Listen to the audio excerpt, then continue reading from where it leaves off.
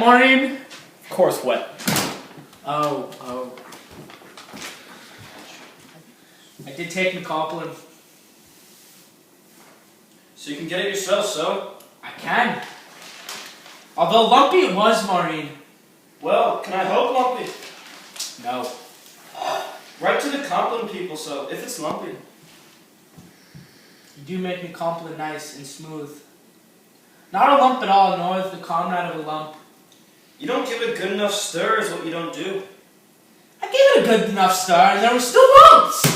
You probably pour the water in too fast, so what it says in the box, you're supposed to ease it in. That's where you do go wrong. Have another go tonight for yourself and we'll see. And hot water too, but I'd be scared of! In the hot water I do be scared of. Scared I might scold myself. I do be scared, Maureen. Be scared of what if my hand shook and I was poured all over me hand. And with you at Mary Pender's, then where would I be? You're just a hypochondriac is what you are. I'd be lying on the floor and I'm not a hypochondriac. You are too, and everybody knows that you are. Full well. Don't I have a urine infection if I'm such a hypochondriac? I can't see how a urine infection prevents you pouring a mother of compliment or tidying up the house a bit when I'm away. It wouldn't kill you. Me bad back. You're bad back. And me bad head. Feck. I'll get your compliments if it's such a big job. From now until doomsday. The one thing I ask you to do you see Annette or Margot come and pouring you compliment or buying your old cod and butter sauce for the week? No. No is right, you don't. And carrying up the hill. And still, not appreciated. You are appreciated, Maureen. I'm not appreciated. I'll give me compliment another go so and give it a good stir for myself. Ah, fuck. Forget your compliment. I'm expected to do everything else. I suppose that one on top of it won't hurt. Just a blessed feckin' skeevy is all I'm thought of. You're not, Maureen.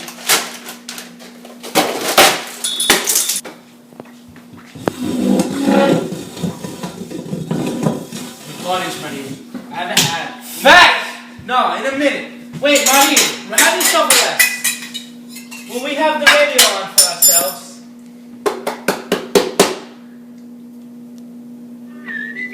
The dedication Annette and Margot sent we still haven't heard. I wonder what's keeping it. If they sent the dedication at all, they only said they did. Is there a smell of the sick now? I'm wondering. No! I hope there's not now. No smell at all there is, Maureen. I promise you. Is the radio being loud there, Maureen? A bit loud, is it? Nothing on it anyways. An old fella singing nonsense. Isn't it you wanted it set for that old station? Only for Cholita time. Or what you to call it. It's too late to go complaining now. Not for nonsense that I was sent. Isn't it nonsense anyways? Isn't it Irish? Sounds like nonsense to me. Why can't they just speak English like everybody? Why should they speak English? To know what they're saying. What country are you living in? What country are you living in? Galway. Not what country.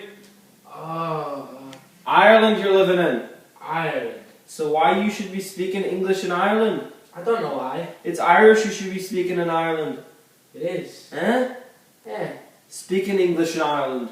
Except, where would Irish get you going for a job in England? Nowhere. Well, isn't that the crux of the matter?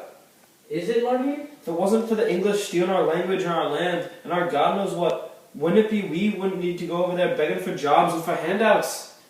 Suppose that's the crux of the matter. It is the crux of the matter. Except America, too. What except America, too? If it was to America you had to be begging for handouts, it isn't Irish would be any good to you. It would be English. Isn't that the same crux of the same matter? I don't know if it is or it isn't. Bringing up kids to think that all they'll ever be good for is begging handouts from the English and the Yanks. That's the self-same crux. I suppose. Of course you suppose, because it's true. If I had to go begging for handouts anywhere, I'd rather beg for them in America than in England. Because in America it does be more sunny anyways. Or is it that just something they say? That the weather is more sunny, Martin? Or is it that a lie now? Now you're old and you're stupid and you don't know what you're talking about. Now eat your porridge.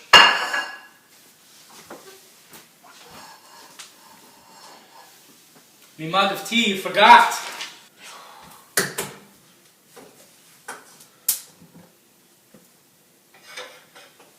Do you meet anyone on your travels, Marine? Ah, no. Don't say hello to people if you're trouble, Marine.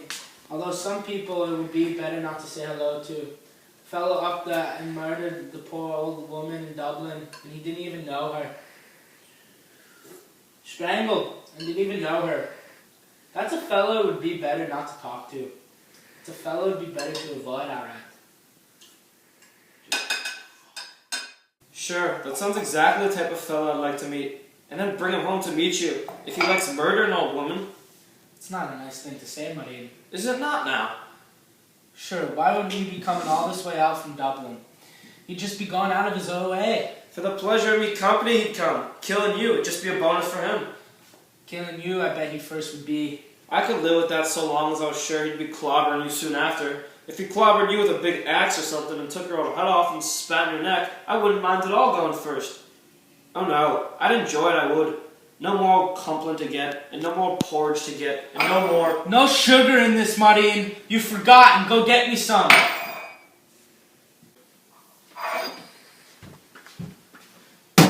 Fuck.